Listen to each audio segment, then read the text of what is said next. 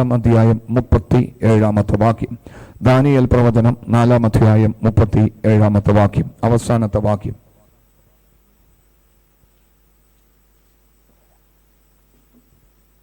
എടുത്തവരാ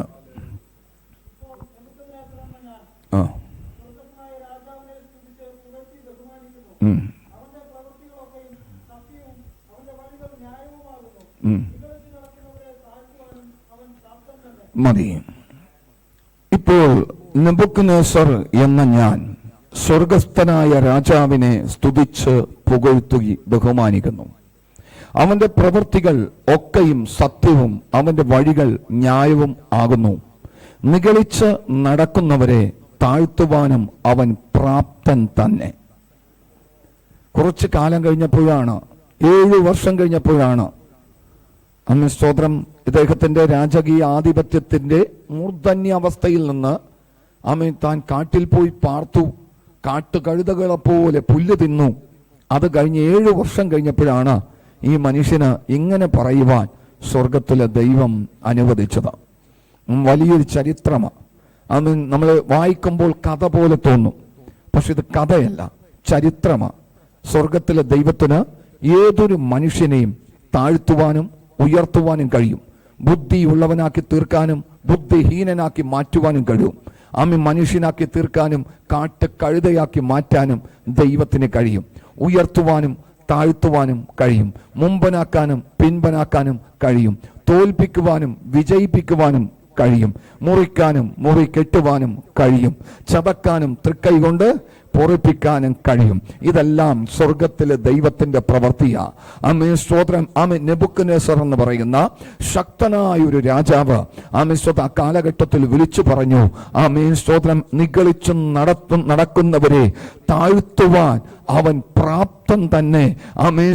അവന്റെ വഴികളൊക്കെയും സത്യവും, അവന്റെ പ്രവൃത്തികൾ, അവന്റെ വഴികളൊക്കെയും ന്യായവും, അവന്റെ പ്രവൃത്തികളൊക്കെയും സത്യവുമെന്ന് ഞാൻ എന്ത് ചെയ്യുന്നു? ഞാൻ ഇപ്പോൾ തിരിച്ചറിയുകയാണ്. അവനിപ്പോൾ തിരിച്ചറിയുകയാണ്. തിരിച്ചറിവ് വരാൻ കുറച്ച് കാലമെടുത്തു. സ്വാഭാവികമായ ബുദ്ധി കൊണ്ട് തിരിച്ചറിയാൻ നെബൂഖദ്നേസറിന് പറ്റിയില്ല. തിരിച്ചറിയാനുള്ള അവസരങ്ങളൊക്കെയും പലപ്പോഴും സ്വർഗത്തിലെ ദൈവം ലോകത്തിലുള്ള എല്ലാ മനുഷ്യർക്കും തരും. വിശേഷാൽ ദൈവമക്കളാകുന്ന നമുക്ക് അധികമായി തരും. അതിനെ തിരിച്ചറിഞ്ഞ് മുന്നോട്ട് പോയാൽ നമ്മുടെ ജീവിതത്തിൽ അനുഗ്രഹത്തിനും വിടുതലിനും കാരണമായി തീരും. ചരിത്രങ്ങൾ നിങ്ങൾക്ക് ബൈബിൾ വായിക്കുന്ന നിങ്ങൾക്ക് സുപരിചിതമാണ്. എന്താണ് ഈ മനുഷ്യൻ ഇങ്ങനെ പറയാൻ കാരണം? ഒരിക്കൽ നെബൂഖദ്നേസർ ഒരു സ്വപ്നം കണ്ടു. സ്വപ്നം എന്ന് പറയുന്നത് തികവാർന്ന സ്വപ്നം. അവന്റെ രാജ്യത്തിലെ പ്രജകളോ അവന്റെ രാജ്യത്തിൽ താമസിക്കുന്ന മറ്റു വ്യക്തിത്വങ്ങളോ വന്ന് ഇവനെ കുറിച്ചൊരു കുറ്റം പറയുന്നതായിട്ട് നമുക്ക് അവിടെ കാണാൻ സാധിക്കുന്നില്ല. അവൻ കണ്ട സ്വപ്നത്തിലും യാഥാർത്ഥ്യമായി സംഭവിക്കുന്നതും അവന്റെ കൈക്കീഴെ ഒത്തിരി ആളുകൾ നന്മ അനുഭവിച്ചു കൊണ്ടിരുന്നു. നല്ലൊരു ഭരണം ചെയ്യുന്നു എന്നൊരു തോന്നലും നല്ലൊരു ഭരണം അനുഭവിക്കുന്നു എന്നൊരു ചിന്തയും ആ ജനത്തിനും തനിക്കും ഉണ്ടായിരുന്നു. നെബൂഖദ്നേസർ വലിയൊരു കൊള്ളക്കാരനെന്നോ കുറ്റം ചെയ്യുന്നവനായിട്ടോ തന്റെ ജനം പറയുന്നതായിട്ട് അവിടെ കാണുവാൻ സാധിക്കുന്നില്ല. പക്ഷെ സ്വർഗത്തിലെ ദൈവം ഹൃദയത്തെ നോക്കുന്നുണ്ടായിരുന്നു. ഹൃദയത്തെ ശ്രദ്ധിക്കുന്നുണ്ടായിരുന്നു. ചുറ്റുപാടുകൾ ഒരുപക്ഷെ നമ്മളെ കുറിച്ച് നല്ല പേര് പറയുമ്പോഴും നിന്റെ പ്രവൃത്തികളെ ആരാഞ്ഞറിയുന്ന സ്വർഗത്തിലൊരു ദൈവമുണ്ടെന്ന് എന്ന രാത്രികാലം മനസ്സിലാക്കിക്കൊള്ളണം. നിന്റെ അന്തരംഗത്തെ നോക്കിക്കൊണ്ടാണ് സ്വർഗത്തിലെ ദൈവം നമുക്ക് വേണ്ടി മാർക്കിടുന്നത്. നിന്നോട് സ്നേഹമുള്ള പല വ്യക്തിത്വങ്ങളും ഒരുപക്ഷെ നിന്നെ കുറിച്ച് നല്ലത് പറഞ്ഞെന്നിരിക്കാം. നമ്മളെക്കുറിച്ച് സ്നേഹമുള്ളവരും നമ്മുടെ കൈക്കീഴെ നമ്മളോട് ചേർന്ന് നിൽക്കുന്നവരൊക്കെയും നമ്മളെക്കുറിച്ച് നല്ലത് പറഞ്ഞെന്നിരിക്കാം. നല്ല മനുഷ്യനാണെന്ന് പറഞ്ഞെന്നിരിക്കാം. ഒത്തിരി ഉപകാരം ചെയ്യുന്നവനാണെന്ന് പറഞ്ഞെന്നിരിക്കാം. അനേകർക്ക് പ്രയോജനമുള്ളവനാണെന്ന് പറഞ്ഞെന്നിരിക്കാം. എന്തെല്ലാം സത്വർത്തമാനങ്ങൾ കേട്ടെന്നാലും നമ്മുടെ ഹൃദയത്തെ ശോധന ചെയ്യുന്നൊരു സ്വർഗത്തിലെ ദൈവമുണ്ട്. അവനാണ് സ്വതം മാർക്കിടുന്നത്. ആര് എന്ത് നല്ലതെന്ന് പറഞ്ഞെന്നാലും ആര് എന്തോ മോശമെന്ന് പറഞ്ഞെന്നാലും മോശമാണോ നല്ലതാണോ എന്ന് ശോധന ചെയ്യുന്ന ഒരു ദൈവം നമ്മുടെ മധ്യത്തിലുണ്ടെന്ന് ആത്മാവിൽ ഞാൻ ഓർപ്പിക്കുകയാണ്. അവന്റെ കണ്ണിന് മുമ്പിൽ മറഞ്ഞിരിക്കുന്നതായി ഒന്നും തന്നെയില്ല. അവന്റെ കണ്ണിന് മുമ്പിൽ സകലതും എങ്ങനെ കിടക്കുക? നഗ്നവും മലർന്നു കിടക്കുന്നതുമാണ്. ഈ വചനം വെച്ചവൻ നമ്മളെ ശോധന ചെയ്തുകൊണ്ടിരിക്കുന്നു അനുദിനവും. നമ്മളുടെ കരത്തിൽ വിശുദ്ധ വേദപുസ്തകവും നമ്മൾ കേൾപ്പിക്കുന്ന ഈ വചനവും, നമ്മൾ കേൾക്കുന്നത് പോലെ വചനം സ്തോത്രം ഈ ലോക മനുഷ്യൻ കേൾക്കുന്നില്ല. പ്രിയ മക്കളെ, ചൊവ്വാഴ്ച വചനം കേൾക്കുന്നു, വ്യാഴാഴ്ച 2 പ്രാവശ്യം വചനം കേൾക്കുന്നു, സ്തോത്രം ഞായറാഴ്ച വചനം കേൾക്കുന്നു, പിന്നീടെല്ലാം കടന്നുപോയി വചനം കേൾക്കാൻ പറ്റുന്ന സ്ഥലങ്ങളിൽ നിന്നെല്ലാം വചനം കേൾക്കുന്നു. പലരും പറയാറുണ്ട്, പിന്നെ ഒന്നുകൂടി പഠിക്കണം, ഒന്നുകൂടി ആഴത്തിൽ പഠിക്കണം വചനം. എന്നെ കേൾക്കുന്ന ദൈവത്തിന്റെ മക്കളെ, സ്തോത്രം നിത്യതയിൽ പോയ 2 വ്യക്തിത്വങ്ങളെ കുറിച്ച് സ്വർഗത്തിലെ ദൈവം പറയുന്നത്, ഒരുത്തൻ കണങ്കാലുകൾ തകർക്കപ്പെട്ട് ക്രൂശിക്കപ്പെട്ട് മരിച്ചൊരു കള്ളൻ. അവൻ ഒരു വേദപഠനശാലയിലും പോയി ദിവസങ്ങളോളം വർഷങ്ങളോളം വചനം പഠിച്ച് മരിച്ച് സ്വതം യേശുവിനോട് ചേർന്നവനല്ല. മറ്റൊരുത്തൻ യേശു ഉപമ പറയുന്നതിൽ ധനവാന്റെ വീട്ടുപടിക്കൽ ഏറ്റവും നിർധനായിട്ട് നായ്ക്കുട്ടികൾ പോലും അവന്റെ വ്രണങ്ങൾ നക്കി അങ്ങനെ മരിച്ചുപോയി ഒരുത്തനെയും പർദീസിൽ കാണുന്നതായിട്ട് നമുക്ക് കാണുവാൻ സാധിക്കുന്നുണ്ട്. ഹല്ലേലൂയ. എന്നെ കേൾക്കുന്ന ദൈവത്തിന്റെ മക്കളെ, ഇവരെല്ലാം പഠിച്ച് തികവ് പ്രാപിച്ച് അളന്നു തൂക്കി കുറിച്ചു വെച്ച് അവിടെ എത്തിച്ചേർന്നവരല്ല എന്ന് ഇന്ന് രാത്രികാലം ഞാൻ നിങ്ങൾ ഓർപ്പിക്കട്ടെ. പലരും ഇന്ന് പഠിച്ച് ആഴത്തിലേക്ക് ഇറങ്ങുകയാ. സ്തോത്രം. എന്നെ കേൾക്കുന്ന ദൈവത്തിന്റെ മക്കളെ, പാപം, രോഗം, ശാപം, അകൃത്യം മോചിപ്പിച്ചത് കർത്താവായ യേശുവ. അവനിലൂടെ നിത്യതയിൽ പോകാൻ പറ്റുമെന്നുള്ള ചിന്ത നമ്മുടെ ഹൃദയത്തെ ഭരിക്കുന്നുണ്ടോ? അവനിൽ ആഴമായി വിശ്വസിച്ചോ, പാപം ചെയ്യാതെ സൂക്ഷിച്ചോ, നിനക്ക് നിത്യതയിൽ കടന്നു പോകാമെന്ന് ആത്മാവ് ഞാൻ വിളിച്ചു പറയുകയാണ്. സ്തോത്രം. ഇതിന്റെ പൊടിപ്പും തൊങ്ങലും ചേർത്ത് വെച്ച് പഠിച്ച് ആയിൽ തുടങ്ങിയത് ആയിൽ അവസാനിപ്പിച്ചു, കായിൽ തുടങ്ങിയ കായിൽ അവസാനിപ്പിച്ചു, ഉൽപ്പത്തി പുസ്തകത്തെ തുടങ്ങിയത് വെളിപ്പാടിന്റെ അവസാനം വരെയും കാണാപ്പാഠം പഠിച്ച് മനസ്സിലാക്കി നിത്യതയിൽ കൊണ്ടാകാമെന്നല്ല കർത്താവായ യേശു പറയുന്നത്. സ്വതം എന്തിനേറെ ഷണ്ടനായ എത്യോപ്യ രാജ്ഞിയുടെ ധനകാര്യ മന്ത്രിയോട് ഫിലിപ്പോസ് ചോദിക്കുന്നുണ്ട്, ഈ യേശുവിനെ പൂർണ്ണമായും വിശ്വസിക്കുന്നുവോ? അവൻ പറഞ്ഞു, ഞാൻ വിശ്വസിക്കുന്നു. വർഷങ്ങളുടെ പഴക്കമില്ല, വർഷങ്ങളുടെ പരിചയമില്ല. അന്ന് ഇരുവരും വെള്ളത്തിലേക്ക് ഇറങ്ങി, അവർ ഒരുമിച്ച് വെള്ളത്തിലിറങ്ങി ഷണ്ടനെ സ്നാനപ്പെടുത്തി അവിടെ നിന്ന് എഴുന്നേൽപ്പിക്കുകയാണ്. ഞാൻ ഈ ബൈബിൾ പഠിച്ചു നോക്കിയിട്ട് എനിക്ക് മനസ്സിലായിരിക്കുന്ന കാര്യം, അവൻ പാപമോചകനാണ്, അവൻ വീണ്ടെടുപ്പുകാരനാണ്. ഈ ഒരു തിരിച്ചറിവ് നമ്മുടെ അകത്തളത്തിൽ ആഴത്തിലുണ്ടോ? സ്വന്തം നിനക്ക് രക്ഷ പ്രാപിക്കാം. പാപം ചെയ്യാതെ സൂക്ഷിക്കുക. പഠിച്ച് ഇന്നും പഠിച്ചു പോകുന്ന ആളുകൾ ഇന്ന് തല തിരിഞ്ഞ് സഞ്ചരിക്കുന്നതായിട്ട് നമുക്ക് കാണാൻ സാധിക്കുന്നുണ്ട്. ലോക വിദ്യാഭ്യാസത്തെ കുറിച്ചല്ല ഞാൻ പറയുന്നത്. വചനത്തിൽ സ്വന്തം മുൻകാലങ്ങളിലൊക്കെയും പാണ്ഡിത്യമെടുത്ത് ഡോക്ടറേറ്റ് എടുത്ത് കടന്നുപോയ വ്യക്തിത്വങ്ങൾ. സ്വന്തം യേശുവിന്റെ കാലഘട്ടത്തിൽ യേശു സ്വന്തം ദൈവാലയത്തിൽ ശുശ്രൂഷിക്കാൻ വേണ്ടി എഴുന്നേറ്റ് നിൽക്കുന്ന സമയത്ത് വേദ പണ്ഡിതന്മാരുണ്ടായിരുന്നു, ന്യായശാസ്ത്രിമാരുണ്ടായിരുന്നു. ഉൽപ്പത്തി മുതൽ മലാക്കി പ്രവചനം വരെ അരച്ച് കലക്കി കുടിച്ചവരുണ്ടായിരുന്നു. അവരുടെ നടുവിലാണ് യേശു നിൽക്കുന്നത്. പക്ഷെ അവരൊറ്റ ഒരുത്തം പോലും നിത്യത കാണുമെന്ന് എനിക്ക് പറയാൻ പറ്റത്തില്ല. അക്ഷര വിദ്യാഭ്യാസത്തിന്റെ ശ്രേഷ്ഠതയിൽ യേശുവിനെ ത്യജിച്ചുകൊണ്ട് യേശുവിന്റെ വാക്കുകൾ അംഗീകരിക്കാതെ യേശുവിന്റെ അത്ഭുതങ്ങൾ നിരസിച്ചുകൊണ്ട് അവർ യേശുവിന് എതിരായി നിന്നു. അവരൊന്നും നിത്യത പ്രാപിക്കുമെന്ന് ഒരിക്കലും പറയാൻ പറ്റത്തില്ല. പക്ഷെ മുക്കുവന്മാരായ ചിലര് ന്യായപ്രമാണമോ സ്വതം ഉൽപ്പത്തി പുസ്തകമോ സ്വതം മോശയുടെ ഗ്രന്ഥമോ പഞ്ചഗ്രന്ഥമോ ഇതൊന്നും അറിയാത്ത, അല്ലെങ്കിൽ ഇതിനെക്കുറിച്ച് കാര്യമായ കാഴ്ചപ്പാടുകളില്ലാത്ത ചിലർ യേശുവിനോട് കൂടി 12 പേര് അപ്പോസ്തല പ്രവർത്തനത്തിൽ വരുമ്പോഴാണ് നമുക്ക് കാണുവാൻ സാധിക്കുന്നത്. യോവേൽ പ്രവചനത്തിൽ ഇങ്ങനെ പറഞ്ഞിട്ടുണ്ടായിരുന്നു, സങ്കീർത്തന പുസ്തകത്തിൽ ഇങ്ങനെ പറഞ്ഞിട്ടുണ്ട്. അതുവരെയും കാര്യമായ രീതിയിൽ പ്രാപ്തരൊന്നുമല്ല, പക്ഷെ വിശ്വാസമുണ്ടായിരുന്നു. നീ രാജത്വം പ്രാപിക്കും, അല്ലെങ്കിൽ നീ സിംഹാസനത്തിൽ ഇരിക്കും, അല്ലെങ്കിൽ നീ ഉയർത്തെഴുന്നേൽക്കും, അല്ലെങ്കിൽ ദൈവത്തിന്റെ സ്വന്തം ക്രിസ്തുവാണ് നീ എന്നൊരു വിശ്വാസം അവരുടെ അകത്തളത്തിൽ ഉണ്ടായിരുന്നു. അത് മതിയായിരുന്നു. നീ ജീവനുള്ള ദൈവത്തിന്റെ പുത്രനാകുന്ന ക്രിസ്തുവാകുന്നു. ഈ ഒരു തിരിച്ചറിവ് നമുക്കുണ്ടോ പ്രിയമക്കളെ? നിത്യതയിലേക്ക് പോകാം. ഹല്ലേലൂയ. പാപം ചെയ്യാതെ നമ്മെ തന്നെ സൂക്ഷിക്കുക. നിന്റെ ശരീരത്തെ ജീവനും വിശുദ്ധിയുമുള്ള നല്ല യാഗമായി ദൈവത്തിന് സമർപ്പിക്കുക. ഹല്ലേലൂയ. ആമേൻ, സ്തോത്രം. ഞാൻ എൻ്റെ വിഷയത്തിലേക്ക് വരട്ടെ. അപ്പോൾ നെബൂഖദ്നേസർ എന്ന് പറയുന്ന വ്യക്തിത്വത്തെക്കുറിച്ച് അവിടെ പ്രജകൾ വന്ന് എല്ലാവരും വന്നൊരു ദോഷം പറയുന്നതായിട്ട് നമുക്ക് കാണാൻ സാധിക്കുന്നില്ല. ദൈവത്തിൻ്റെ പക്കൽ അവനെക്കുറിച്ചുള്ള കുറ്റം കിട്ടിയപ്പോൾ ദൈവം അവനെ കാട്ടുകഴുതക്ക് തുല്യമാക്കി മാറ്റിയെന്നല്ല അവിടെ പറയുന്നത്. അവിടെ അവനൊരു സ്തോത്രം സ്വപ്നം കാണുന്നുണ്ട്. സ്വപ്നത്തിൽ നല്ല സ്വപ്നങ്ങളാണ്. ഈവൻ ഈ സ്വപ്നത്തിൻ്റെ കാര്യത്തെ സകല മന്ത്രവാദികളോടും ആഭിചാരകന്മാരോടും ശകുനവാദികളോടും കൽദായരോടും അറിയിച്ചു. അവർക്കൊന്നും അതിൻ്റെ അർത്ഥം ബോധിപ്പിക്കാൻ കഴിഞ്ഞില്ല. അങ്ങനെ ബേൽശസ്സറെന്നും സ്തോത്രം ദാനിയേൽ എന്നും പേരുള്ള സ്തോത്രം ദാനിയേലിനെ വിളിച്ചു. അവനെ മുമ്പാകെയും ഈ സ്വപ്നങ്ങൾ വ്യാഖ്യാനിച്ചു. സ്വപ്നങ്ങൾ പറഞ്ഞു. അവൻ അതിന്റെ പൊരുള് വിവരിച്ചു കൊടുക്കുന്നുണ്ട്. 20-ാം വാക്യം, 4-ാം അധ്യായത്തിന്റെ 20-ാം വാക്യം ഒന്ന് വായിച്ചേ.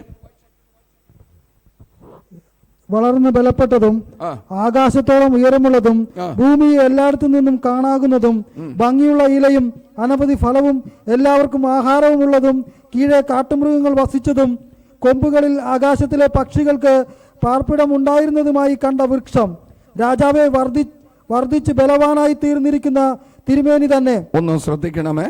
വായിച്ച വാക്യം ഒന്നും കൂടി ഒന്ന് നിർത്തി ഞാൻ വായിക്കാം. വളർന്ന് ബലപ്പെട്ടതും ആകാശത്തോളം ഉയരമുള്ളതും ഭൂമിയിൽ എല്ലായിടത്തു നിന്നും കാണാകുന്നതും ഭംഗിയുള്ള ഇലയും അനവധി ഫലവും എല്ലാവർക്കും ആഹാരവും ഉള്ളതും കീഴെ കാട്ടുമൃഗങ്ങൾ വസിച്ചതും കൊമ്പുകളിൽ ആകാശത്തിലെ പക്ഷികൾക്ക് പാർപ്പിടം ഉണ്ടായിരിക്കുന്നതുമായ കണ്ട വൃക്ഷം. എല്ലാവർക്കും ആഹാരമുള്ളതും, അതായത് അദ്ദേഹം ഭരിക്കുന്ന ഭരണകാലത്ത് അദ്ദേഹത്തിന്റെ പ്രജകൾക്കൊന്നിനും മുട്ടില്ല. ആഹാരമുണ്ട്, സന്തോഷമുണ്ട്, സമാധാനമുണ്ട്, സമൃദ്ധിയുണ്ട്. ആമേസ്വതം ഇതെല്ലാമുണ്ട്. ആമേസ്വത വൃക്ഷത്തിന് കീഴെ കാട്ടുമൃഗങ്ങൾ വസിക്കുന്നു. വൃക്ഷത്തിന്റെ കൊമ്പുകളിൽ പക്ഷികൾ വസിക്കുന്നു. സകല മനുഷ്യരും നല്ലപോലെ ആഹാരമൊക്കെ കഴിച്ച് സന്തോഷത്തോടെ പോവുക. ഇതില് ഈ മനുഷ്യനൊരു തെറ്റ് ചെയ്തതായിട്ട് അവിടെ കാണാൻ സാധിക്കുന്നില്ല. പക്ഷേ ഇദ്ദേഹത്തിന്റെ ഹൃദയം സ്തോത്രം നമ്മളെക്കുറിച്ച് നല്ലതെന്ന് പറഞ്ഞൊക്കെ പോകുമ്പോൾ ഒന്ന് തിരിഞ്ഞ് ചിന്തിച്ചേക്കണം പ്രിയ മക്കളെ. ഹല്ലേലൂയ. ആമേൻ, സ്തോത്രം. ഇവന്റെ ജീവിതത്തിൽ ഇവനൊരു സ്വപ്നം കൊടുത്തു. സ്വർഗത്തിലെ ദൈവമാണ് ഇവനെ ശോധന ചെയ്തത്. മനുഷ്യന്റെ കമന്റ് കേട്ടിട്ട്, മനുഷ്യന്റെ പരാതി കേട്ടിട്ട് ഇവനെതിരെ ആക്ഷൻ എടുത്തു എന്നല്ല പറയുന്നത്. ദൈവം തന്നെയായിരുന്നു അവന് എതിരെ ആക്ഷൻ എടുത്തത്. Price the Lord. സ്തോത്രം. ഈ തിരുവഴുത്തിൽ നമുക്ക് കാണാൻ സാധിക്കുന്നത് സ്വർഗത്തിൽ അനവധി ദൂതന്മാരുണ്ട്. അങ്ങനെ 1,00,000 ദൂതന്മാർ അല്ലെങ്കിൽ 1 കോടി ദൂതന്മാര് യഹോവയായ ദൈവത്തോട് ഇന്ന് പരാതി പറയുകയാണ്. ലൂസിഫർ അവന്റെ കടന്നുകയറ്റം, അവൻ തെറ്റ് ചെയ്യുകയാണ്, അവൻ ദോഷം പ്രവർത്തിക്കുകയാണ് എന്നുള്ളൊരു കംപ്ലൈന്റ് മാസ് പെറ്റീഷനായിട്ട് സമർപ്പിച്ചപ്പോൾ സ്വർഗത്തിലെ ദൈവം അവനെ വെട്ടി താഴെയിട്ടെന്നല്ല പറയുന്നത്. അവന്റെ ഹൃദയത്തിലെ നിരൂപണങ്ങളും നിലവുകളും വിവേചിച്ചറിയാൻ കഴിവുള്ള ഒരു സ്വർഗത്തിലെ ദൈവമുണ്ടെന്ന് അവന് ബോധ്യപ്പെടുത്തുകയായിരുന്നു. ഇത് തന്നെയാണ് നെബൂഖദ്നേസറിന്റെ ജീവിതത്തിലും സംഭവിക്കുന്നത്. രാജാവിന്റെ ഹൃദയത്തിനകത്തളത്തിൽ നിഗളഭാവം പൊങ്ങി വന്നപ്പോൾ കണ്ടത് സ്വർഗത്തിലെ ദൈവമാ. ആരും കംപ്ലൈന്റ് ഒന്നും കൊടുക്കണ്ട പ്രിയ മക്കളെ. ആരും നമ്മളെ കുറിച്ച് ദോഷവും പറയണ്ട. നമ്മളെക്കുറിച്ച് കുറെ ആളുകൾ നല്ലതെന്ന് പറയുമ്പോൾ നീ നല്ലതാണ് എന്ന് ചിന്തയോടുകൂടി കടന്നു പോകരുത്. നിന്റെ ഹൃദയവും ദൈവവും തമ്മിലൊന്ന് തട്ടിച്ച് നോക്കിക്കണം ഈ വചനവുമായിട്ട്. നിന്റെ രഹസ്യമായ കാര്യങ്ങൾ നിന്റെ കണ്ണിന് മുമ്പിൽ കാണുന്ന ഒരു മനുഷ്യനും മനസ്സിലാകത്തില്ല. പരസ്യമായി നീ ചെയ്യുന്ന പ്രവർത്തികളെ ലോകത്തിന് കാണാൻ പറ്റത്തുള്ളൂ. ആമേശ്വതം നിന്നെക്കുറിച്ച് ദോഷമായിട്ട് പറയുമ്പോഴും നീ ദോഷത്തിലേക്ക് സ്റ്റെപ്പ് വെക്കുകയും ചെയ്യരുത്. പറയുന്നവർ പറയട്ടെ, നിന്റെ പുറത്തുള്ള പ്രവർത്തികളാണ് പലരും ദോഷമായിട്ട് കാണുന്നത്. നീയും ദൈവവും തമ്മിലുള്ളൊരു ബന്ധം. Price the Lord. ആകയാൽ പ്രിയ മക്കളെ, ഇത് നോക്കുന്ന ഒരു ദൈവമുണ്ട്. ഇത് നോക്കുന്ന ഒരു ദൈവമുണ്ട്. സ്തോത്രം. എബ്രായ ലേഖനം 4-ാം അധ്യായത്തിന്റെ 13-ാമത്തെ വാക്യം ഒന്ന് വായിച്ചേ. എബ്രായ ലേഖനം 4-ാം അധ്യായത്തിന്റെ 13-ാമത്തെ വാക്യം വേഗത്തിൽ. സ്തോത്രം. എബ്രായ ലേഖനം 4-ാം അധ്യായം 13-ാമത്തെ വാക്യം. അവന് മറഞ്ഞിരിക്കുന്ന ഒരു സൃഷ്ടിയുമില്ല. അവന് മറഞ്ഞിരിക്കുന്ന, നമ്മൾ സേവിക്കുന്ന ദൈവം എന്ന് പറയുന്നത് സാധാരണക്കാരനല്ലെന്നേ. ഇന്ന് ലോകത്തിൽ അനവധി ദൈവങ്ങളുണ്ട്. അവർ ഇരിക്കുന്ന സ്ഥലത്ത് ചെന്നവരെ വണങ്ങണം, നമസ്കരിക്കണം, അവരെ പോയി കണ്ടോളണം, അവർക്ക് കാഴ്ചയും നേർച്ചയും വഴിപാട് ചെയ്തോളണം. അവരിയ്ക്കുന്ന സ്ഥലത്ത് നമ്മൾ കടന്നു പോകണം. എന്നാൽ നമ്മുടെ ദൈവം അങ്ങനെയല്ല. ആമേശ്വതം. ഈ അഖിലാണ്ടത്തിന്റെ ഏത് കോണിൽ നമുക്കൊരു സഹായം വേണോ, ആമേശ്വതം അവിടേക്ക് ഇറങ്ങി വന്ന് നമ്മളെ ആശ്വസിപ്പിക്കുന്ന ഒരു ദൈവത്തെയാണ് ഞാനും നിങ്ങളും ആരാധിക്കുന്നത്. അവന്റെ മുമ്പിൽ മറഞ്ഞിരിക്കുന്ന ഒരു സൃഷ്ടിയുമില്ല. അവന്റെ മുമ്പിൽ മറഞ്ഞിരിക്കുന്ന ഒരു സൃഷ്ടിയുമില്ല. അവന്റെ മുമ്പിൽ മറഞ്ഞിരിക്കുന്ന ഒരു സൃഷ്ടിയുമില്ല. ഒരു സൃഷ്ടിയുമില്ല. Praise the Lord, hallelujah. ഈ ലോകത്തിൽ ഉളവാക്കി വെച്ചിരിക്കുന്നതല്ല അവന്റെ കൈപ്പണിയാ, അവന്റെ സൃഷ്ടിയാ. അവന്റെ മുമ്പിൽ മറഞ്ഞിരിക്കുന്നതായി ഒരു സൃഷ്ടിയുമില്ല. അടുത്തത്, അവന്റെ കണ്ണിന് സകലവും അവന്റെ കണ്ണിന് നഗ്നവും മലർന്നതുമായി കിടക്കുന്നു. അവനുമായിട്ടാകുന്നു നമുക്ക് കാര്യമുള്ളത്. അവന് മറഞ്ഞിരിക്കുന്ന ഒരു സൃഷ്ടിയുമില്ല. സകലവും അവന്റെ കണ്ണിന് നഗ്നവും മലർന്നു കിടക്കുന്നതുമായി അവനുമായിട്ടാകുന്നു നമുക്ക് കാര്യമുള്ളത്. അവനുമായിട്ടായിരിക്കണം കാര്യമുണ്ടാകുന്നത്. ആമേൻ. നിന്നെ കുറിച്ചൊരു ദോഷം പറയുമ്പോൾ അവനുമായിട്ടൊരു കാര്യം നിനക്കുണ്ടെങ്കിൽ, ആമേൻ, ദോഷം പറയുന്നവർ നീ ന്യായം ചെയ്തിട്ടാണെങ്കിൽ പറയട്ടെ. ആമേൻ. മറിച്ച് നിന്റെ രഹസ്യമായി നീ തിന്മ ചെയ്യുമ്പോഴും മറ്റുള്ളവർ നിന്നെ പ്രശംസിക്കുന്നുണ്ടെങ്കിൽ ആ പ്രശംസക്ക് അകത്തൊഴുകി പോകരുത്. ദൈവത്തിന് ക്രമീകരണം പ്രാപിച്ചു വേണം കടന്നു പോകാൻ. ആമേൻ. രണ്ട് കാര്യങ്ങൾ ഞാൻ ഓർപ്പിക്കുകയാ. ഇവിടെ നെബൂഖദ്നേസറിന്റെ ജീവിതത്തിൽ സംഭവിച്ചത്, അദ്ദേഹത്തിന്റെ രാജ്യത്തിൽ നിന്ന് ഒരു മാസ് പെറ്റീഷൻ സ്വർഗത്തിലെ ദൈവത്തിന്റെ അടുക്കൽ എത്തിയിട്ടില്ല. പക്ഷെ അവന്റെ ഹൃദയത്തെ എന്ത് ചെയ്യുന്നുണ്ടായിരുന്നു? ദൈവം നോക്കുന്നുണ്ടായിരുന്നു. അവൻ കണ്ട കാഴ്ചയോ സമൃദ്ധമായി ഏറ്റവും ദൂരത്തിൽ നിന്ന് നോക്കിയാൽ പോലും കാണത്തക്ക നിലവാരത്തിലൊരു വൃക്ഷം വളർന്ന് പന്തലിച്ച് ഇങ്ങനെ നിൽക്കുകയാണ്. ആ വൃക്ഷത്തിന്റെ കൊമ്പുകളിൽ പക്ഷികൾ ചേക്കേറുന്നു, കൂട് വെച്ച് പാർക്കുന്നു. ആ വൃക്ഷത്തിന് കീഴെ കാട്ടുമൃഗങ്ങളും സകല മൃഗങ്ങളും വസിക്കുന്നു. ആ തണലിൽ പലരും ആശ്വസിക്കുന്നു. സകലരും ആഹാരം കഴിച്ചും സമൃദ്ധിയോടുകൂടി കടന്നു പോകുന്ന നല്ലൊരു വൃക്ഷം. പക്ഷേ അടുത്ത വാക്യം നമ്മൾ വായിക്കുന്നത് ഇങ്ങനെയാണ്.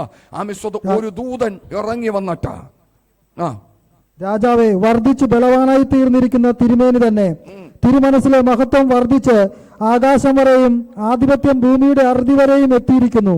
ഒരു ദൂതൻ, ഒരു പരിശുദ്ധൻ തന്നെ സ്വർഗത്തിൽ നിന്ന് ഇറങ്ങി വന്നു. വൃക്ഷത്തെ വെട്ടിയിട്ട് നശിപ്പിച്ചു കളവിൻ. എങ്കിലും അതിന്റെ തായ്വേർ വയലിലെ ഇളമ്പുല്ലിൽ ഇരുമ്പും താമ്രവും കൊണ്ടുള്ള ബന്ധനത്തോടുകൂടെ ഭൂമിയിൽ വച്ചേക്കുവിൻ. അവൻ ആകാശത്തിലെ മഞ്ഞുകൊണ്ട് നനയട്ടെ. അവന് 7 കാലം കഴിയുന്നത് വരെ അവന്റെ ഉപജീവനം കാട്ടുമൃഗങ്ങളോടുകൂടെ ആയിരിക്കട്ടെ. എന്തിങ്ങനെ പറയുന്നത് രാജാവ് കണ്ടുവല്ലോ. മതി. രാജാവിനെ കാണിച്ചു കൊടുത്തു. സമൃദ്ധമായി വളർന്നു നിൽക്കുന്ന ഒരു വൃക്ഷവും, അടുത്തത് ഒരു പരിശുദ്ധൻ തന്നെ, ഒരു ദൂതൻ ഇറങ്ങിയിട്ട് വിളിച്ചു പറഞ്ഞു, വൃക്ഷത്തെ എന്ത് ചെയ്യുക? വെട്ടുവിൻ. വൃക്ഷത്തെ വെട്ടുവിൻ. ആമേൻ. സ്തോത്രം. ഹല്ലേലൂയ. 7 കാലം കഴിയുന്നത് വരെയും നിന്റെ വാസം കാട്ടുമൃഗങ്ങളോട് കൂടെ ആയിരിക്കണം. എന്തുകൊണ്ടാ?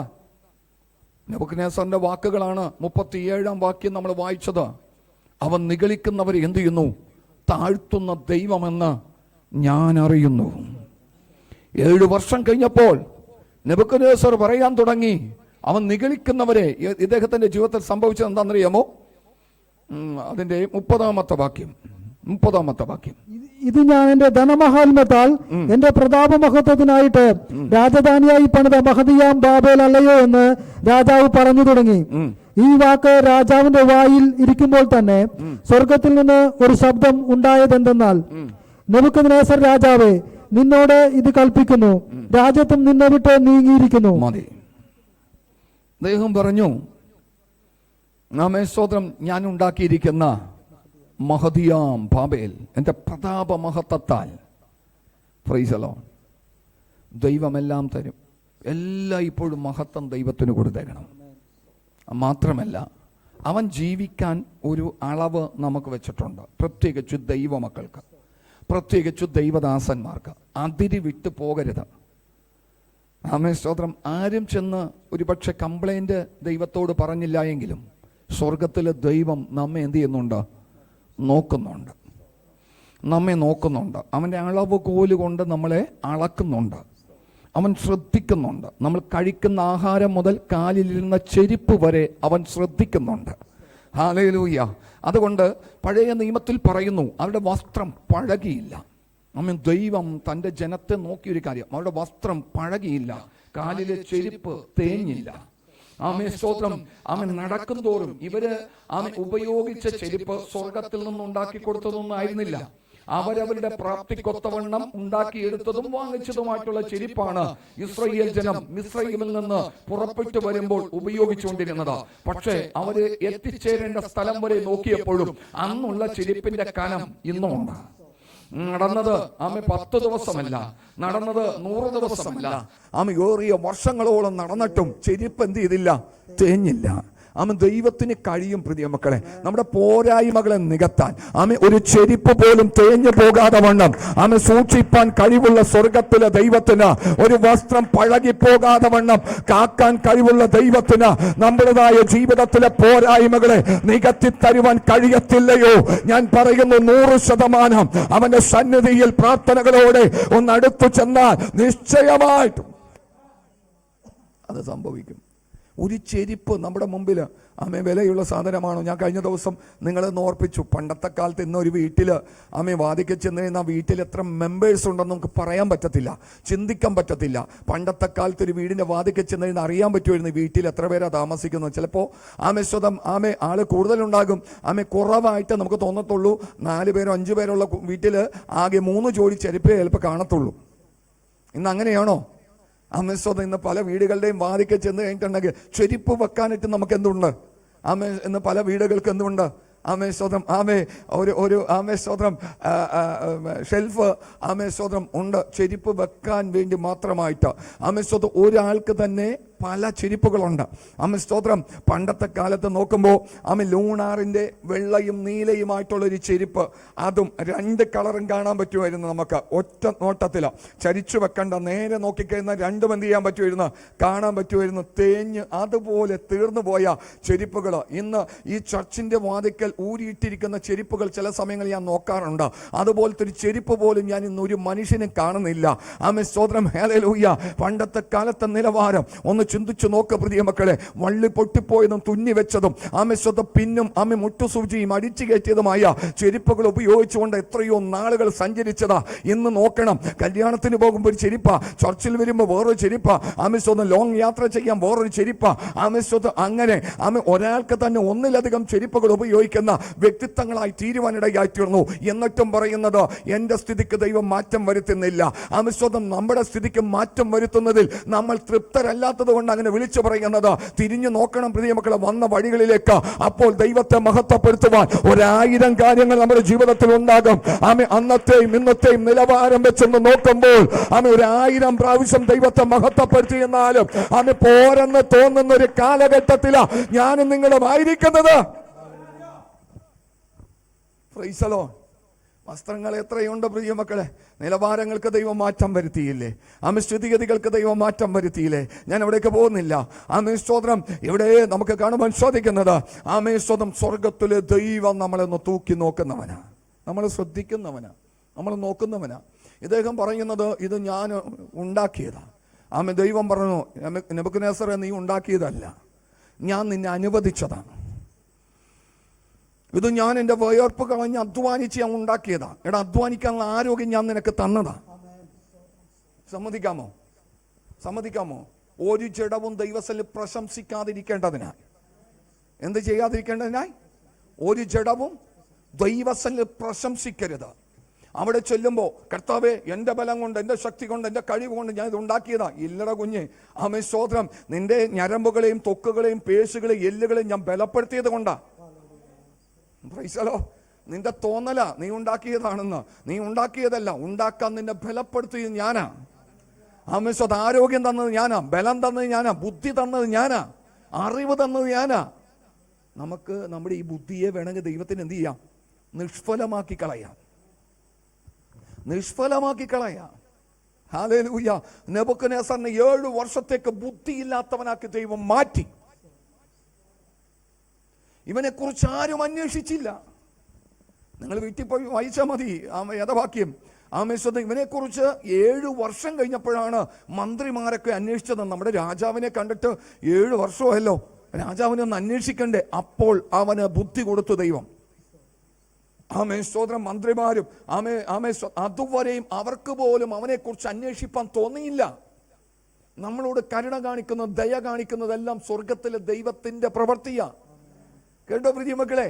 അവൻ നമ്മൾ കിടന്ന് കുസ്തി പിടിക്കേണ്ട, അവനോട് മനസ്സലിവോടുകൂടി ഒന്ന് പ്രാർത്ഥിച്ചാൽ മതി.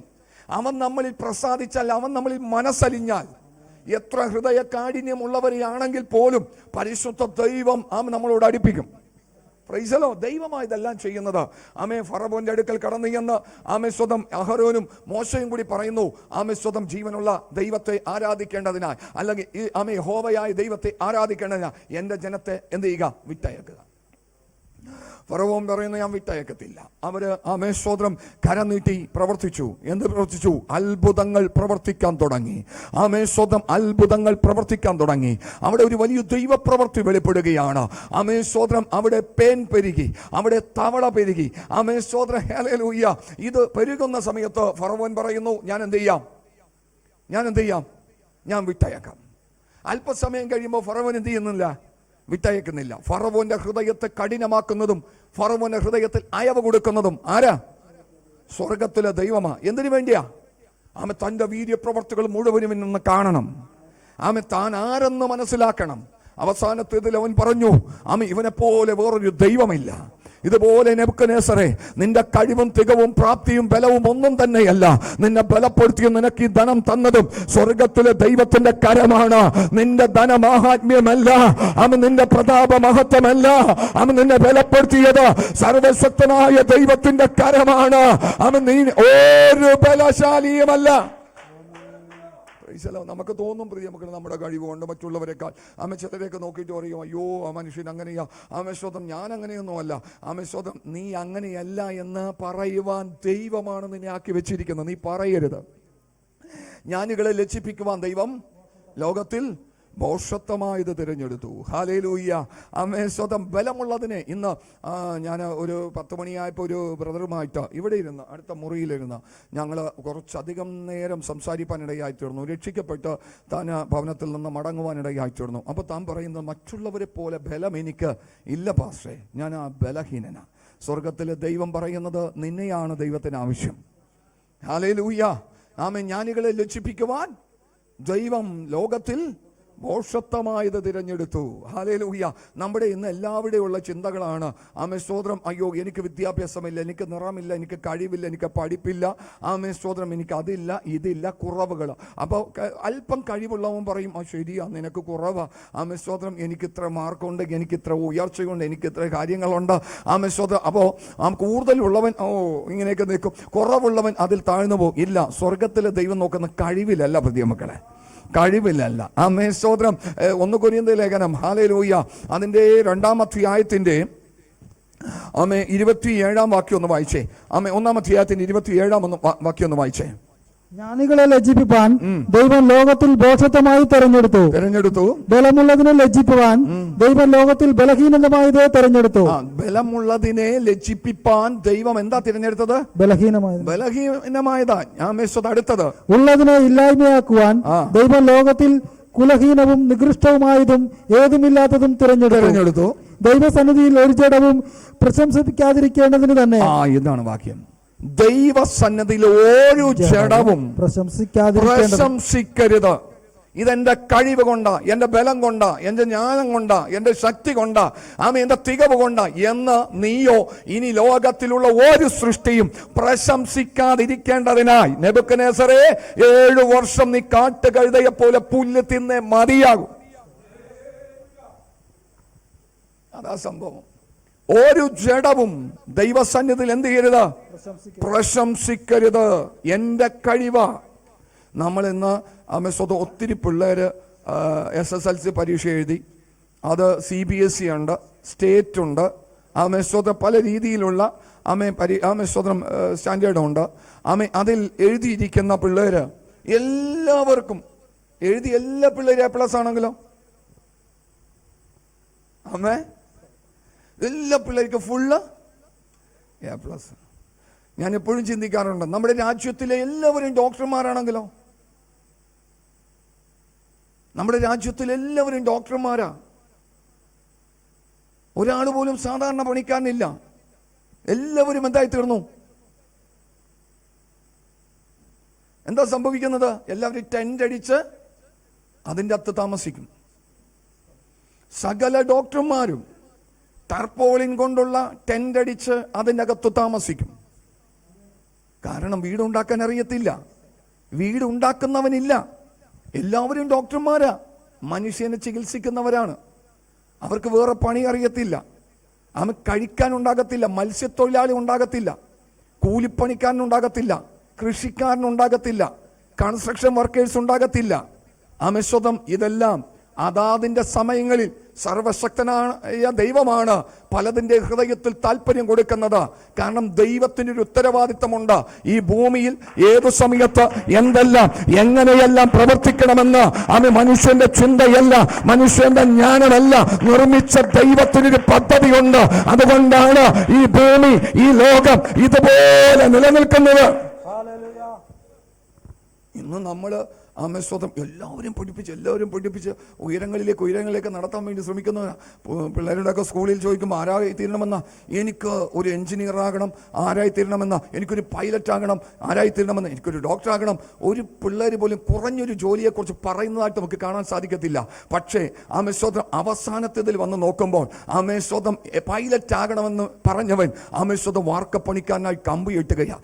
ആമേശ്വതം ഡോക്ടർ ആകണമെന്ന് പറഞ്ഞവൻ ആമേശ്വതം സിമന്റ് കുഴക്കാൻ വേണ്ടി മിക്സർ മെഷീൻ ഓപ്പറേറ്റ് ചെയ്യുക. ആമേശ്വതം മറിച്ച് ഒരു ഗതിയുമില്ല, പരഗതിയുമില്ല. ആമേശ്വതം അപ്പന്റെ പോലെ ഒരുപക്ഷെ കൃഷിക്കാരനായി മാറ. എന്നാലും ടീച്ചേഴ്സ് ചോദിച്ചപ്പോ, മിസ്സുമാര് ചോദിച്ചപ്പോ എന്തെങ്കിലും ഒന്ന് ആകണം എന്ന് പറഞ്ഞവർ ആമേശ്വതം IAS IPS ആയിരിക്കുകയാ. കാരണം ഇത് പ്രവർത്തിക്കുന്നത് മനുഷ്യന്റെ ബുദ്ധിയല്ല, ഇത് പ്രവർത്തിക്കുന്നത് സർവശക്തനായ ദൈവത്തിന്റെ കരമാണ്. ഞാനോ നിങ്ങളോ ആരായി തീരണമെന്ന് ചിന്തിക്കുന്നതും പ്രവർത്തിക്കുന്നതും മനുഷ്യനല്ലെന്നേ, സർവശക്തനായ ദൈവത്തിന്റെ കരമാ. ആഗ്രഹിച്ചതുപോലെ ഒരുപക്ഷെ നമുക്ക് അങ്ങ് പോകാൻ പറ്റത്തില്ല. കാരണം ഇതിന്റെ ഉടമസ്ഥൻ ആരാണെന്നറിയാമോ? സ്വർഗത്തിലെ ദൈവം. അവൻ പറയുന്നതിന് ഒത്തവണ്ണമേ പോകാൻ പറ്റത്തുള്ളൂ. അപ്പുറത്ത് കടക്കാൻ പറ്റത്തില്ല പ്രിയമക്കൾ, ഒരു ഇഞ്ചും നമുക്ക് കടക്കാൻ പറ്റത്തില്ല. അവനാണ് സകലതും നിയന്ത്രിക്കുന്നത്. Price the Lord. ആമേൻ സ്തോത്രം. ഈ ഒബദ്യാവിന്റെ പുസ്തകം ആമേൻ സ്തോത്രം. ഹല്ലേലൂയ. ഒന്നെടുക്കാമോ? ആമേൻ സ്തോത്രം. പഴയ നിയമ പ്രവാചകനായിരിക്കുന്ന ഒബദ്യാവിന് ഒരു ദർശനമുണ്ടായി.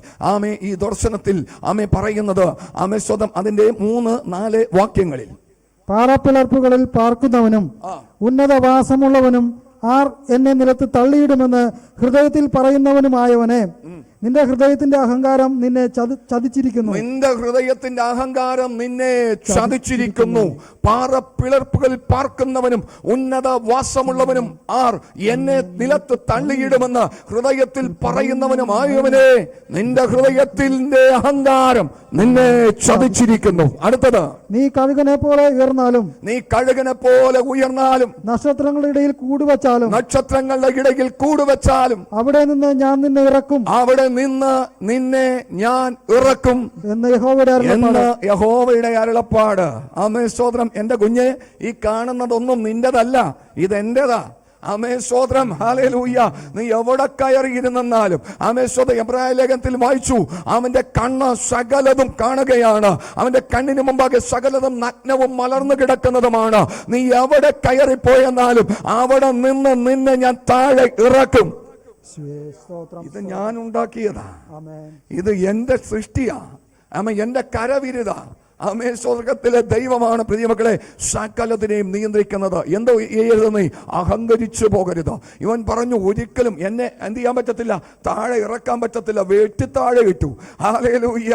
ആമേൻ. നമ്മുടെ ഹൃദയത്തിൽ ഒരു ചിന്ത പോലും വരരുത് പ്രിയമക്കളെ. അനുദിനവും വെളുപ്പാങ്കാലത്ത് എഴുന്നേറ്റ് പ്രാർത്ഥിക്കുമ്പോൾ, കർത്താവേ, ഇന്നൊരു പ്രഭാതം കാണാൻ സഹായിച്ചത് നന്ദി കർത്താവേ. രാത്രി കാലങ്ങളിൽ പ്രാർത്ഥിച്ചുറങ്ങാൻ കിടക്കുമ്പോൾ, കർത്താവേ, ഇതുവരെ നീ സൂക്ഷിച്ചതിനായി നന്ദി ദൈവമേ. പ്രശംസിപ്പാൻ ഒന്നുമില്ല പ്രിയ മക്കളെ. ദൈവത്തിന്റെ കരമാണ്. മഹത്വം മുഴുവനും ദൈവത്തിന് കൊടുത്തേക്കണം. ഈ നിഗളം എന്ന പദം ഒരുപാട് സ്ഥലങ്ങളിൽ ബൈബിളിൽ കൊടുത്തിട്ടുണ്ട്. ഒരുപാട് സ്ഥലങ്ങളിൽ. പുതിയ നിയമത്തിൽ 2 ഭാഗത്ത്, ഒന്ന് ആമേൻ സ്തോത്രം യാക്കോബ് എഴുതിയ ലേഖനം 4-ാം അധ്യായത്തിന്റെ 6-ാം വാക്യവും പത്രോസ് എഴുതിയ ലേഖനം 5-ാം അധ്യായത്തിന്റെ 5-ാം വാക്യം മുതലും നമുക്ക് കാണുവാൻ സാധിക്കുന്നു. നിഗളികളോട് ദൈവം എന്ത് ചെയ്യുന്നു? അതാണ് നെബൂഖദ്നേസറിന് സംഭവിച്ചത്. നെബൂഖദ്നേസറിന്റെ ജീവിതത്തിൽ സംഭവിച്ചത് ഇവനും ദൈവവും തമ്മിലായിരുന്നു ഫൈറ്റിംഗ് വന്നത്, മനുഷ്യനല്ല. അതുകൊണ്ട് ഞാൻ നിങ്ങൾ ഓർപ്പിച്ചത്, ഒരു കൂട്ടം ജനങ്ങൾ കൂടി ഒരു മാസ് പെറ്റീഷൻ കൊടുത്തിട്ട് സ്വർഗത്തിലെ ദൈവം ആക്ഷൻ എടുത്തെന്ന് അവിടെ എഴുതിയിട്ടില്ല, മറിച്ച് ദൈവം തന്നെ നേരിട്ടായിരുന്നു അവന്റെ ജീവിതത്തിൽ ആക്ഷൻ എടുത്തത്. ഹല്ലേലൂയ. അതുകൊണ്ട് ലോകം എന്ത് പറഞ്ഞില്ല, ലോകം എന്ത് പറയുന്നു, ഇതൊന്നും നമ്മളെ ബാധിക്കുന്ന ഒരു വിഷയമല്ല. ദൈവത്തിന്റെ മുമ്പിൽ ഞാനും നിങ്ങളും എങ്ങനെയായിരിക്കുന്നു, അതാണ് സ്വർഗത്തിലെ ദൈവത്തിന്റെ മുമ്പിലുള്ള വിഷയം. കുറെ പ്രശംസ ഇവിടെ കിട്ടുന്നത് കൊണ്ടൊന്നും നമുക്കൊരു ഗുണവുമില്ല. കുറെ കുറ്റം ഇവിടെ കേൾക്കുന്നത് കൊണ്ടും അതുകൊണ്ട് നമുക്കൊരു ദോഷവുമില്ല. ഹല്ലേലൂയ. ഇതെല്ലാം നമ്മൾ അനുഭവിക്കേണ്ടത് തന്നെയാ. പക്ഷേ ദൈവമായിട്ടുള്ള ബന്ധമായിരിക്കണം നിന്നെ അത്ഭുതകരമാണ് നടത്തുന്നത്. ഏത് സമയവും രാത്രിയിലും പകലിലും ഉച്ചക്കും വൈകുന്നേരത്തെ കാലത്തുമെല്ലാം അവനുമായിട്ടുള്ള ആഴത്തിലുള്ള ബന്ധമായിരിക്കണം നമ്മളെ നടത്തുന്നത്. പ്രിയമക്കളെ, ഈ കാലഘട്ടം വളരെ മോശമാണ്. അവരങ്ങനെ നടക്കുന്നു, അതുകൊണ്ട് എനിക്കും നടന്നാൽ എന്തെന്ന് ഹൃദയത്തെ ചിന്തിപ്പിക്കുന്ന ഒരു കാലഘട്ടമായത്. നിനക്ക് അങ്ങനെ നടക്കാൻ വ്യവസ്ഥയില്ല. നിനക്ക് നടക്കാനുള്ള വ്യവസ്ഥ ഈ പുസ്തകം പറഞ്ഞു തരും. അത് നിന്റെ കാലുകൾക്ക് ദീപവും പാതകൾക്ക് പ്രകാശവുമായിട്ട് അനുദിനവും നിന്നെ നടത്തുവാനിടയായിത്തീരും. എല്ലാവരും സഞ്ചരിക്കുന്നത് പോലെ നീ സഞ്ചരിക്കരുത്. നിനക്ക് നടക്കാനുള്ള ഒരു പാത സ്വർഗത്തിലെ ദൈവം ഒരുക്കിയിട്ടിരിക്കുകയാണ്. നേരോടെ നടക്കുന്നവന് ഒരു നന്മയ്ക്കും സ്വർഗത്തിലെ ദൈവം മുടക്കം വരുത്തുകയില്ല. എന്തുകൊണ്ടായിക്കോട്ടെ, കർത്താവായ യേശു ഭൂമിയിൽ ജീവിച്ചപ്പോൾ നല്ലൊരു പേര് ആ യേശുവിന് ലഭിച്ചിട്ടില്ല. നല്ലൊരു പേര് സ്വന്തത്തിൽ നിന്നോ ബന്ധത്തിൽ നിന്നോ നാട്ടുകാരിൽ നിന്നോ വീട്ടുകാരിൽ നിന്നോ കൂട്ടുകാരിൽ നിന്നോ ശിഷ്യന്മാരിൽ നിന്നോ ഹല്ലേലൂയ അവസാനത്തേതിൽ കിട്ടിയത് ആമേശ്വതം വളരെ ദോഷമായിരുന്നു. പ്രയാക്കും കുറ്റം പറച്ചിലും ചതിയനെന്ന വിളിയും ആമേശ്വതം പല ദോഷങ്ങളായിരുന്നു. പക്ഷേ പിതാവിൻ്റെ വഴിയിലായിരുന്നു യേശുവിൻ്റെ സഞ്ചാരം. ആമേശ്വതം ഈ ക്രിസ്തീയ ജീവിതം എല്ലാവരെയും ബോധ്യപ്പെടുത്തി നമുക്ക് ജീവിക്കാൻ പറ്റത്തില്ല. ആമേശ്വതം ഒരിക്കലും പറ്റത്തില്ല. പ്രിയ മക്കളെ, എല്ലാവരെയും ബോധ്യപ്പെടുത്തി എല്ലാവരുടെയും ഇഷ്ടത്തിനൊത്തവണ്ണം ക്രിസ്തീയ ജീവിതം നയിക്കാൻ പറ്റത്തില്ല. യേശു കാണിച്ചു തന്നു, ശിഷ്യന്മാർ കാണിച്ചു തന്നു, അപ്പോസ്തലന്മാർ കാണിച്ചു തന്നു. ആമേശ്വതം നിന്റെ മനസ്സാക്ഷിയും ദൈവവചനവും ഹൃദയത്തിന്റെ നിലവാരത്തിനൊത്തവണ്ണവും നിനക്ക് സഞ്ചരിക്കാം. ഹല്ലേലൂയ. അതിനപ്പുറമായിട്ടൊന്നും പറയാൻ പറ്റത്തില്ല. എല്ലാവരിൽ നിന്നും പ്രശംസ ഒരിക്കലും പ്രതീക്ഷിക്കരുത്. ആമേശ്വതം കുറ്റം കേൾക്കുമ്പോഴും തിരിച്ചു പ്രതികരിക്കാൻ നിൽക്കരുത്. ഇതെന്റെ അവകാശമാണ്. എന്റെ പ്രിയ അരുമനാഥനായിരിക്കുന്ന യേശു ഇത് അനുഭവിച്ചിട്ടുണ്ട്. താഴെ വന്ന അപ്പോസ്തലന്മാരും ഇത് അനുഭവിച്ചിട്ടുണ്ട്. അതുകൊണ്ട് സ്വർഗം ഇത് എനിക്ക് അനുവദിച്ചിരിക്കുന്നു. ഞാൻ സന്തുഷ്ടനാണ്, ഞാൻ സംതൃപ്തനാണ്. അങ്ങനെ ചിന്തിച്ച് മുന്നോട്ട് പോകുന്നു എങ്കിൽ നിശ്ചയമായിട്ടൊരു നിത്യത നിനക്ക് പ്രാപിക്കാൻ കഴിയും. അത് നിന്റെ ഓഹരിയാ. നെബൂഖദ്നേസറിന്റെ ജീവിതത്തിൽ സംഭവിച്ചത് അങ്ങനെയല്ല. ഞാൻ ഇത് ഉണ്ടാക്കിയതാ എന്റെ പ്രതാപ മഹത്വത്താൽ, എന്റെ ധനമാഹാത്മ്യത്താൽ ഞാൻ ഉണ്ടാക്കിയെടുത്തിരിക്കുന്ന മഹതിയാം ബാബേൽ. 2 വാക്യം വായിച്ചു നമുക്ക് മടങ്ങി വരാം. യാക്കോബ് എഴുതിയ ലേഖനം 4-ാം അധ്യായം അതിന്റെ 6-ാമത്തെ വാക്യം. അതുകൊണ്ട് ദൈവം നിഗളികളോട് എതിർത്ത് നിൽക്കുകയും താഴ്മയുള്ളവർക്ക് കൃപ നൽകുകയും ചെയ്യുന്നു. പത്രോസിന്റെ ലേഖനം 1 പത്രോസ് 5-ാം അധ്യായം 5-ാമത്തെ വാക്യം. അവണ്ണമിളയവരെ മൂപ്പന്മാർക്ക് കീഴടങ്ങുവിൻ, എല്ലാവരും തമ്മിൽ തമ്മിൽ കീഴടങ്ങി താഴ്മ ധരിച്ചുകൊള്ളുവിൻ. ദൈവം നിഗളികളോട് എതിർത്തു നിൽക്കുന്നു, താഴ്മയുള്ളവർക്ക് കൃപ കൊടുക്കുന്നു. യാക്കോബും പറയുന്നു, പത്രോസും പറയുന്നു, ദാനിയേലും പറയുന്നു. ഹല്ലേലൂയ. 2 ദിനവൃത്താന്ത പുസ്തകത്തിലേക്ക് കടന്നു പോകുകയാണെങ്കിൽ 26-ാം അധ്യായത്തിന്റെ 16-ാം വാക്യത്തിൽ ഇങ്ങനെ കാണുവാൻ സാധിക്കുന്നു. അവൻ ബലവാനായപ്പോൾ അവന്റെ നാശത്തിനായിട്ട് അവന്റെ ഹൃദയം എന്ത് ചെയ്തു? നിഗളിച്ചു. ഉസിയാവ്. ഹല്ലേലൂയ. ആമേശ്വതം ഒരാളല്ല, രണ്ടാളല്ല, 1 വട്ടമല്ല, 2 വട്ടമല്ല, 3 വട്ടമല്ല, 4 വട്ടമല്ല, പലവട്ടം ഈ ഒരു വിഷയത്തെ പരിശുദ്ധാത്മാവ് പ്രതിപാദിക്കുന്നുണ്ടെങ്കിൽ ഇതിലെന്തോ കാര്യമായ ഗണമേറിയ അനുഭവം ഇല്ലേ പ്രിയ മക്കളെ? ഒന്ന് തിരിഞ്ഞു നോക്കിക്കൊള്ളണം. ഇവിടെ കാണുവാൻ സാധിക്കുന്നത് നെബൂഖദ്നേസർ എന്ന് പറയുന്ന മനുഷ്യൻ ഇങ്ങനെ വിളിച്ചു പറഞ്ഞു. 30-ാം വാക്യം 4:30 വായിച്ചു നമുക്ക് നിർത്താം. ഹല്ലേലൂയ. ദാനിയേൽ പ്രവചനം 4-ാം അധ്യായം 30-ാമത്തെ വാക്യം. ഇപ്പോൾ നെബൂഖദ്നേസർ എന്ന ഞാൻ 30-ാം വാക്യം. ഇത് ഞാൻ എന്റെ ധനമഹാത്മ്യത്താൽ എന്റെ പ്രതാപമഹത്വത്തിനായിട്ട് രാജധാനിയായി പണിത മഹതിയാം ബാബേലല്ലോ എന്ന് രാജാവ് പറഞ്ഞു തുടങ്ങി. ഈ വാക്ക് നാവിലിരിക്കുമ്പോൾ തന്നെയാണ് സ്വർഗത്തിൽ നിന്ന് പോലെ ചിലതിറങ്ങി വന്നത്. ആമേ 7 വർഷം കാട്ടുകഴുതയെ പോലെ പുല്ല് തീറ്റിച്ചു.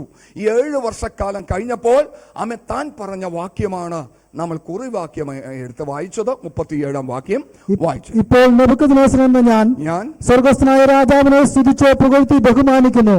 അവന്റെ പ്രവൃത്തികളൊക്കെയും സത്യവും അവന്റെ വഴികൾ ന്യായവുമാകുന്നു. നിഗളിച്ചു നടക്കുന്നവരെ താഴ്ത്തുവാനും അവൻ പ്രാപ്തൻ തന്നെ. കണ്ണുകളടക്കാം, പ്രാർത്ഥിക്കാം. ഹല്ലേലൂയ. പരിശുദ്ധനും നിത്യനും നീതിമാനുമാകുന്ന സ്വർഗത്തിലെ ഞങ്ങളുടെ നല്ല ദൈവമേ, ദൈവത്തിന്റെ തിരുപാദപീഠം ഞങ്ങളൊരു മനസ്സോടെ പ്രാർത്ഥനകളുമായി കടന്നു വരികയാണ്. ഓബദ്യാവ് കണ്ട ദർശനത്തിൽ പറയുന്നു, അവൻ നീ കഴുകനെ പോലെ പറന്നുയർന്നാലും നക്ഷത്രങ്ങളിൽ നീ കൂടുവെച്ചാലും ഞാൻ നിന്നെ അവിടെ നിന്ന് താഴെ ഇറക്കും. എന്റെ കണ്ണ് നിന്നെ കാണുന്നു. എബ്രായ ലേഖനം 4-ാം അധ്യായം 13-ാം വാക്യം പറയുന്നു, എന്റെ കണ്ണിന് മുമ്പാകെ സകലതും നഗ്നവും മലർന്നു കിടക്കുന്നതുമാണ്. അതുകൊണ്ട് നെബൂഖദ്നേസർ കണ്ട ദർശനത്തിൽ നമുക്ക് കാണുവാൻ സാധിക്കുന്നു, സകല മനുഷ്യരും ആ വൃക്ഷത്തിന്റെ കീഴിൽ ആശ്വാസവും സമാധാനവും സമൃദ്ധി അനുഭവിക്കുന്നുണ്ട്. ആരും ചെന്നവനെ കുറിച്ചൊരു പരാതി പറഞ്ഞില്ല. പക്ഷെ സ്വർഗം നോക്കിയപ്പോൾ കുറവുള്ളവനായി കണ്ടു. ഇന്ന് രാത്രിയിൽ എന്നെ കേൾക്കുന്ന ദൈവത്തിന്റെ മക്കളെ, അങ്ങനെ ആമേ സ്വർഗത്തിലെ ദൈവം നോക്കുമ്പോൾ നമ്മുടെ ഹൃദയത്തിന്റെ അന്തർഭാഗത്തൊരു കുറവ് കാണാതിരിപ്പാൻ ഇന്ന് രാത്രികാലം നമ്മെ തന്നെ സമർപ്പിക്കാം. അപ്പന്റെ കരങ്ങളിലേക്ക് ഏൽപ്പിക്കാം. നിർത്തിയത് ദൈവത്തിന്റെ കൃപ. ഞാടി ഞരമ്പുകളിലും ത്വക്കുകളിലും പേശുകളിൽ എല്ലുകളിലെല്ലാം വ്യാപരിക്കും ദൈവത്തിന്റെ ശക്തി കർത്താവെ സമർപ്പിക്കുകയാണ്. ഞങ്ങളെ ബലപ്പെടുത്തണം, ഞങ്ങളെ ശക്തീകരിക്കണം. ഹൃദയത്തിന്റെ അന്തർഭാഗത്ത് ഓരോ ചിന്തകളും ഊരിത്തിരിയുവാൻ ദൈവം അനുവദിക്കരുത്. പരിശുദ്ധാത്മാവിനാൽ ദൈവം ഞങ്ങൾ നടത്തണം. മഹത്വം ദൈവം എടുക്കണം. യേശു ക്രിസ്തുവിൻ നാമത്തിൽ പ്രാർത്ഥിക്കുമ്പോൾ കേൾക്കണമേ സ്വർഗീയ നല്ല പിതാവേ.